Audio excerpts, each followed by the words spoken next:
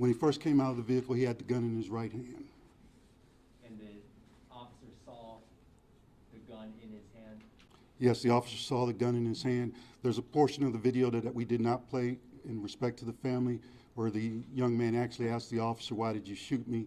And the officer responds, "Because you had a weapon." Now, when the grand jury saw this video, we just saw it in real time there.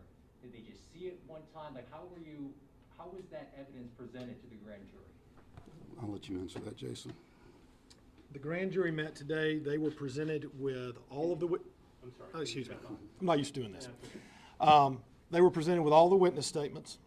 They were to include the statement given by one of the gentlemen located in the car. They were presented with all of the video of every officer who was behind that warehouse, body cam and dash cam of every vehicle behind that warehouse during the incident. They were given, GBI agent testified. He gave the details of every part of the investigation. They were shown the exterior video from the warehouse that showed the incident. They were showed a slowed version of the body cam as well as the still you saw and a few other stills that are part of the GBI file. How many hours of tape are we talking here? I honestly didn't time it because we had the interviews and the other audio, but it was several hours worth that they were shown. And all that video that we saw, all the evidence that was reviewed by the grand jury, there was only one frame of video that showed the gun in Truitt's hand? No, sir. There's several frames of video that show the gun in Mr. Truitt's hand. What about asking him to first stop, drop his weapon, any commands other than firing straight away? What you have seen is the video of the shooting. There's obviously more that goes on either side of that. It speaks for itself.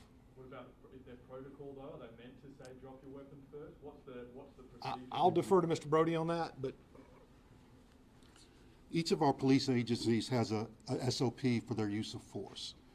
And just following the law of 17-420, it says that if an officer is chasing a felon who has a weapon, who can pose a danger to the others, he has the ability to fire, to use deadly force.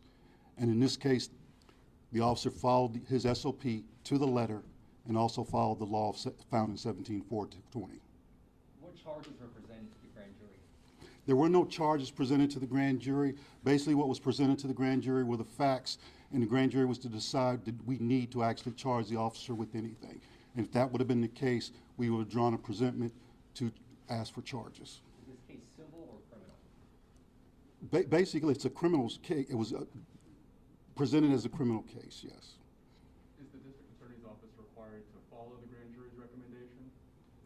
I have made it my policy, and this is what I've told the police officers, that in any police shooting, officer-involved shooting, that I'll present it to the grand jury and let the grand jury make a decision based on our community citizens looking at what's best for their community.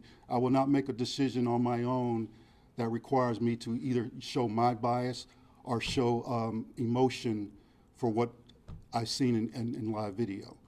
Because as an African American, you hate to see any African American shot down. But the fact is, we have to follow the law. And the law says the officer was within his rights. And if you see the video, or if you saw where the location was, there were plenty of places that that young man could have hid and presented an opportunity to ambush the officer or the officers that were chasing the other assailant that had ran ahead of him. Will you present this case to a second grand jury? No. So your office considers this case closed? This case will be closed by our office, and once the open records material is available, we will let you know that so that you can subpoena it or ask for the open records material. And DA, if you can be a little bit more clear, because again, we're just watching the video for the first time. Mm-hmm. We were presented one picture here. Yes. How many pictures were shown to the grand jury? Because we've only seen one still there. I'm sorry, I don't know Jason. your name. How many pictures are we talking? Are we talking different angles, or are we just talking one angle with that one picture?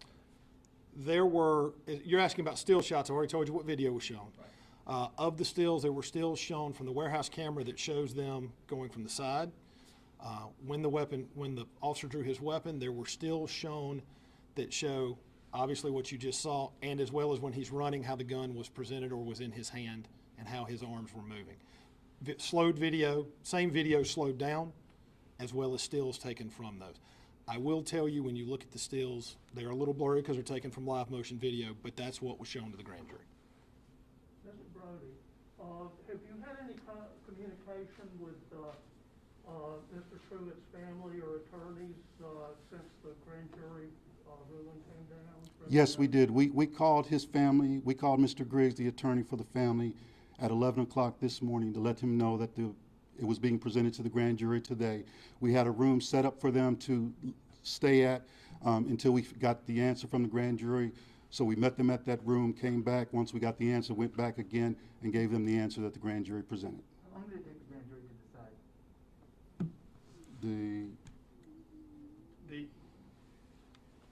The evidence, as well as their deliberations, we started at 8:30 this morning, and they concluded sometime after 4 o'clock this afternoon.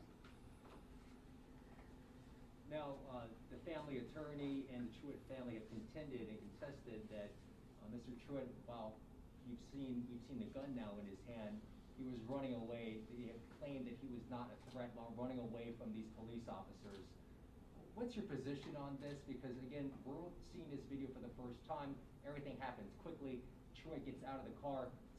Couple of seconds later, 2 shots fired. I think you have to, when you see the slow down video, you'll see that even though it was just a couple of seconds, there was plenty of distance that the officer ran before he reached for his gun. And when Truitt comes out the video, the gun is obvious, and he actually takes a peek back at the officer. He's running with the gun in the direction that other officers are. And like I said before, there were many places he could have hid that caused the officer some concern, and I believe the officer was within his authority to do the actions that he took. What's your message to the community who may disagree with the grand jury's decision today? I think my message to the community that we cannot let emotions dictate how we see things, that we have to look at the facts. And I'll give you a quote from Malcolm X. Malcolm X says, "I am for justice, no matter who it's for or who it's against." And my job as a district attorney is to make sure that I look out for everybody, not just the victims, but also the offenders, to make sure that they get a fair hearing based on the evidence. And that's what we did today.